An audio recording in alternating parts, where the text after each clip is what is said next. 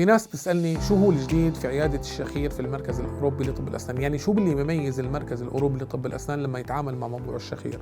صراحة ما يميز المركز الأوروبي أولا إنه إحنا بنتعامل ونتعاون مع كادر طبي، سواء طبيب أنف وأذن وحنجرة أو طبيب صدرية مختص بأمراض النوم، ويتم التعامل معهم والتشاور في الحالات اللي عم نشوفها داخل عياداتنا.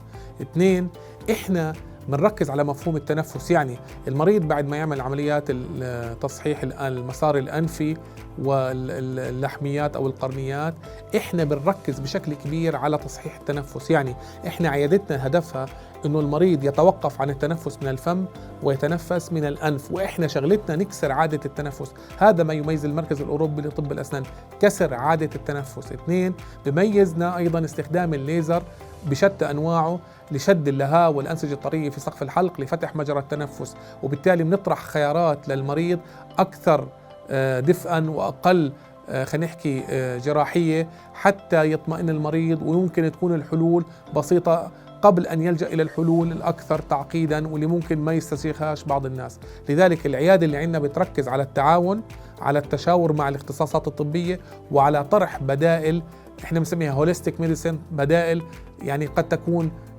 مفيدة للمريض دون اللجوء إلى التعقيدات أو الأدوية المعقدة لعلاج الحالات اللي عم نشوفها.